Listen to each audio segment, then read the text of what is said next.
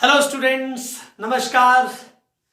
आप सबके लिए जो वेक्टर एडिशन का दूसरा पार्ट जो रह चुका था, that is parallelogram law of vector addition, आज पे आपको उसके बारे में लेक्चर देने वाला हूं। तो देखिए बच्चों, वक्त जाया ना करते हुए सीधे टॉपिक के ऊपर आते हैं। और मैंने आपको लास्ट लेक्चर में ये कहा था कि जब भी आप हेड टू टेल कनेक्ट करते हैं तो आपके पास triangular law of vector addition लगता है, और अगर आप टेल टू टेल कनेक्ट करते हैं तो आपके पास parallelogram law of vector addition लगता है। तो देखिए बच्चों, अब हम यहां पर उसी तरीके से दो वेक्टर्स लेंगे और दोनों वेक्टर्स को टेल टू टेल कनेक्ट करेंगे। फर्स्ट पोर्शन जो यहां पर जो पहली बात हमारे लिए है, that is tail to tail. जो बच्चे नए हैं चैनल पर वो लास्ट वीडियो देख सकते हैं, उसका डिस्क्रिप्शन में इस पे दे दूंगा, डिस्क्रिप्शन में ही यहां पर लिंक भेज दूंगा उसका। तो देखिए बच्चों, टेल टू टेल कनेक्ट करना है तो यहां पर सपोज मैं क्या करता हूं, एक वेक्टर बनाता हूं। ये एक वेक्टर है and it is a vector. अगर मैं इसको ए वेक्टर मान रहा हूं, अब बच्चों दूसरा जो बी वेक्टर मानना पड़ेगा वो इस तरीके से, अगर मैं बी वेक्टर को लेके चलता हूं, दिस इज बी वेक्टर।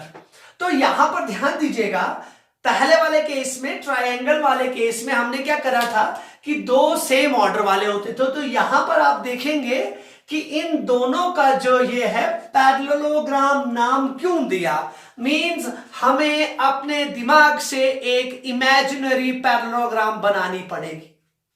इन दो से आप कैसे पैरेललोग्राम बना सकते हैं वो देखिए। आप इस तरीके से एक पैरेललोग्राम सेट करेंगे। आपने ये एक पैरेललोग्राम सेट करी, दिस इज दैट पैरेललोग्राम। देखिए बच्चों, अब आप नाम दे सकते हैं, फ्रेम कर सकते हैं, जो जो नाम आप देना चाहते हैं। मैं इसको P मान रहा हूं, इसको Q मान रहा हूं।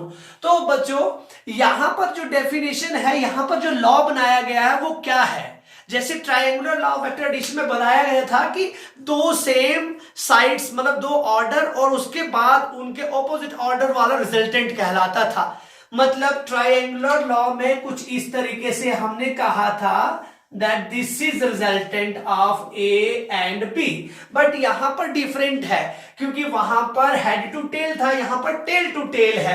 तो बोलिए बच्चों, वहां पर थीटा हमारा ये होता था, यहां पर थीटा क्या होगा, यहां पर थीटा डायरेक्ट होगा, थीटा इन दोनों के बीच में। और बच्चों मैंने ये भी आपको कहा था, यहां पर ये कहा गया whenever the two vectors A and B are connected tail to tail, what happens?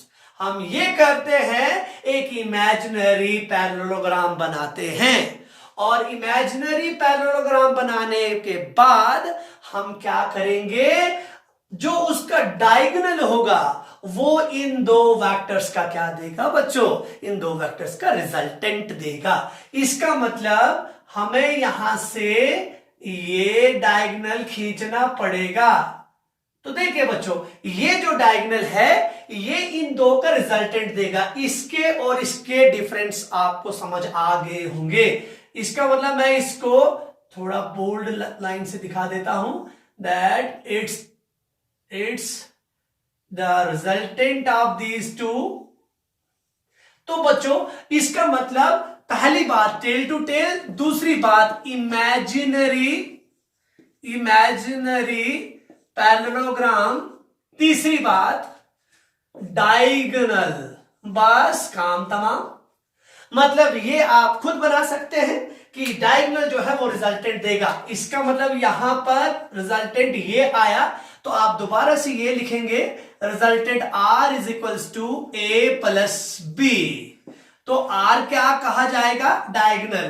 तो देखिए बच्चों, यहां पर अब हम क्या करते हैं, इस R का सिमिलरली उसी तरीके से मैग्नीट्यूड भी निकालेंगे और डायरेक्शन भी निकालेंगे। जिसने triangular law of vector addition की लेक्चर पढ़ी होगी तो उसके लिए बहुत ही आसान है, हम ये कह सकते हैं सेम वही है। तो मैंने P, Q और यहां पर रिजल्टेंट आर रख दिया है। चलिए इस वाले पॉइंट को मैं एस मानता हूं और इस वाले पॉइंट को मैं टी मानता हूं। ये तो बहुत सिंपल चीज है, आप जो मानेंगे वही देखना है। देखिए बच्चों, अब मैं इन दोनों चीजों को कैलकुलेट करने की कोशिश करता हूं।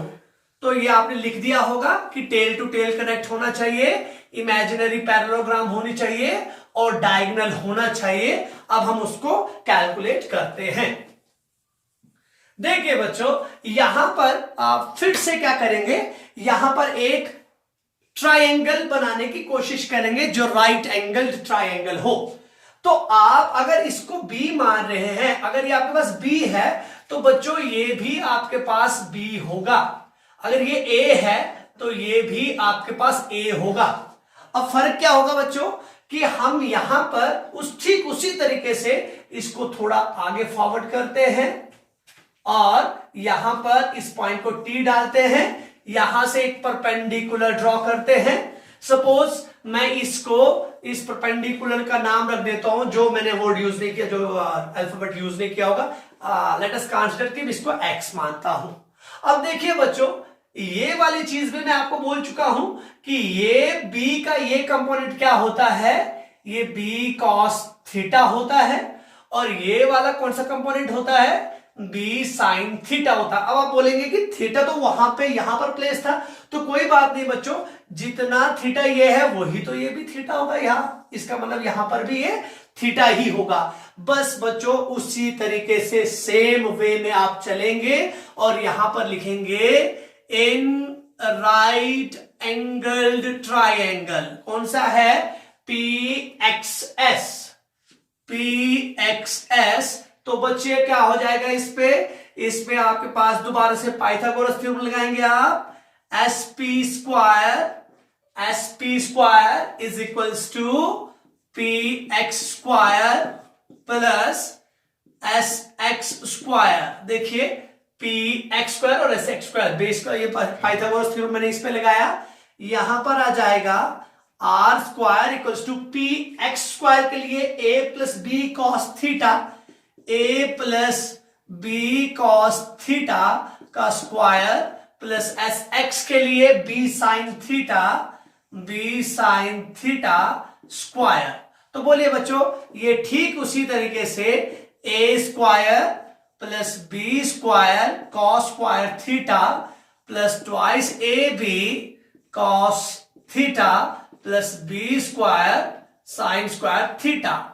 अब देखिए बच्चों, R square equals to A square plus यहां पे बी स्क्वायर को कॉमन कर दीजिए, cos square theta plus sine square theta आ जाएगा, ये दोनों कॉमन कर दिए थे मैंने, plus twice A B cos of theta.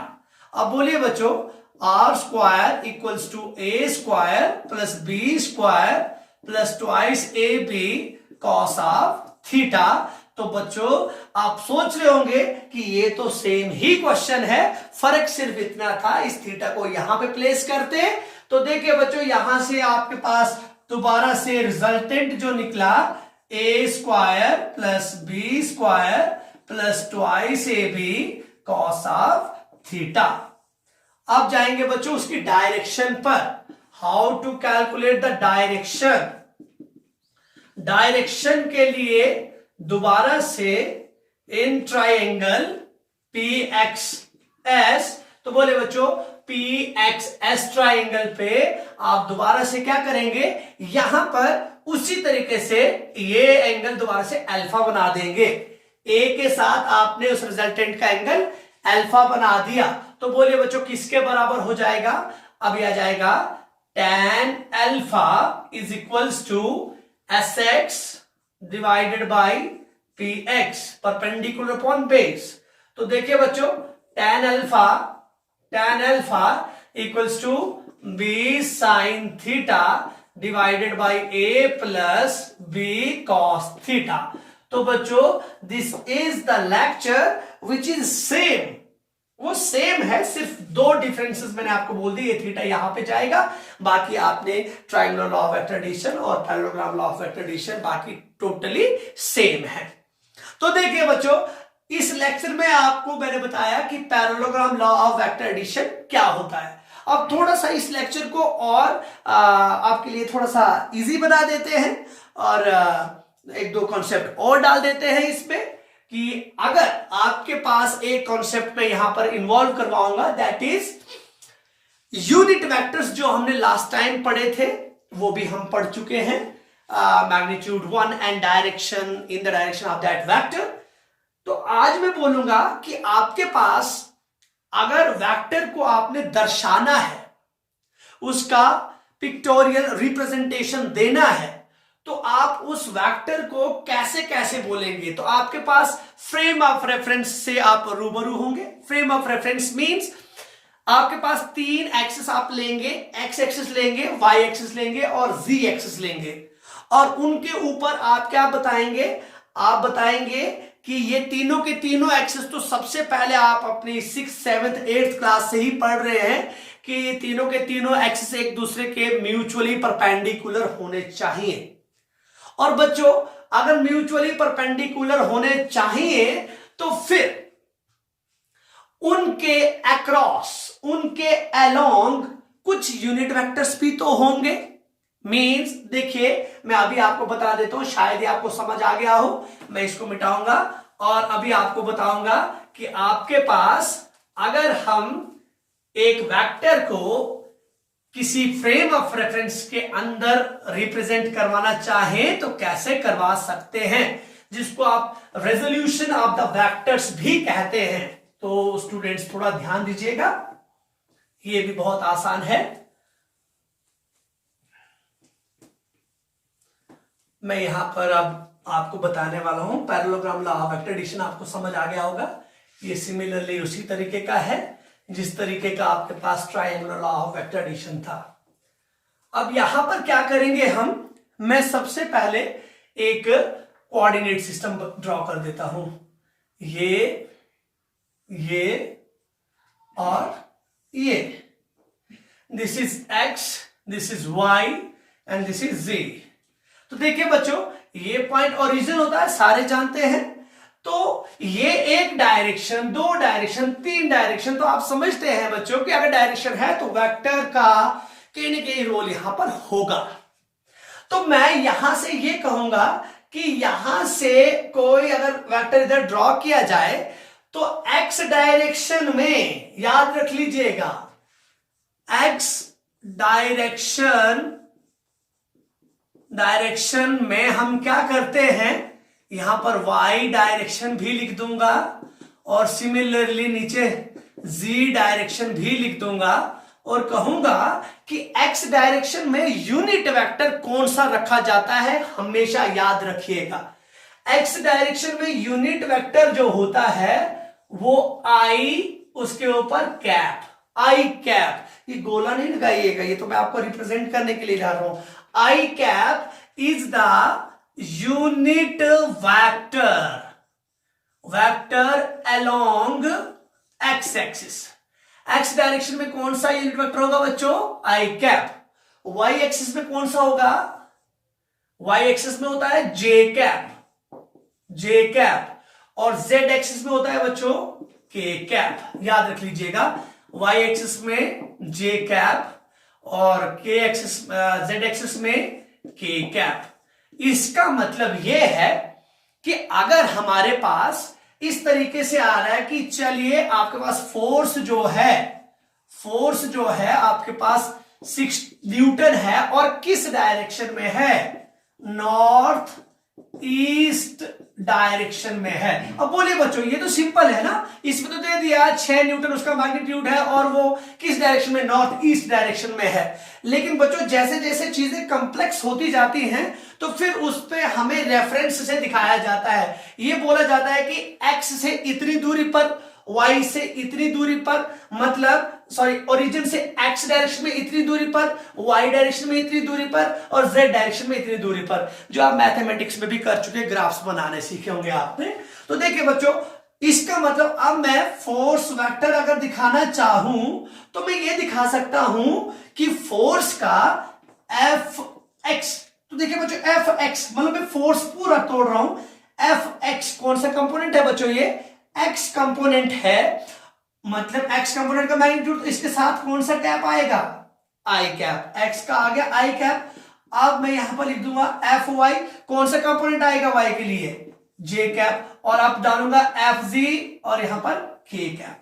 इसका मतलब हमेशा ध्यान दीजिएगा, अगर दो कोऑर्डिनेट सिस्टम में करना है, मतलब एक्स वाई में करना है, तो आप फोर्स को कैसे लिखेंगे, जरा बोलिए फोर्स को कैसे लिखेंगे। अगर दो एक्सिस में करना है तो आप एक्स और वाई में करना चाहते हो तो आप ऐसे लिखेंगे F x I cap plus F y J cap. देखिए दो एक्सिस वाला हो गया। अगर आप एक्स जेड एक्सिस में करना चाहते हो तो क्या लिखेंगे आप लिखेंगे F vector is equals to F x, क्योंकि एक्स है, आई कैप क्योंकि एक्स के लिए आई कैप है, प्लस एफ जी के कैप। अब देखिए बच्चों, अगर आपके पास वाई जी हो, मतलब वाई जी पे जाना है, कैसे आ जाएगा, F vector equals to F y J cap plus F z के कैप। तो देखिए बच्चों, ये दो डायमेंशंस में है, दो एक्सिस के लिए है। लेकिन अगर 3D में हो तो 3D में एक्स वाई जी तीनों आते हैं, तो मैंने यहां पर बता दिए x I cap Y J cap. और अब बच्चों आप सोच रहे होंगे कि एफ ही डाल रहे हैं। अरे बच्चों कोई भी वेक्टर है, सपोज ए वेक्टर, तो कैसे लिखेंगे आप लिखेंगे A X I cap plus A Y J cap plus A Z के कैप, जिसमें A X is X component, y component and z component of this vector। तो बच्चों उम्मीद करता हूं आपको लेक्चर अच्छी लगी होगी, और नेक्स्ट लेक्चर में हम जो आगे अपकमिंग लेक्चर्स आएंगे उनमें आपको अच्छे तरीके से इनके न्यूमेरिकल्स करवाएंगे। तब तक के लिए क्या कह सकते हैं, नमस्कार, थैंक यू सो मच।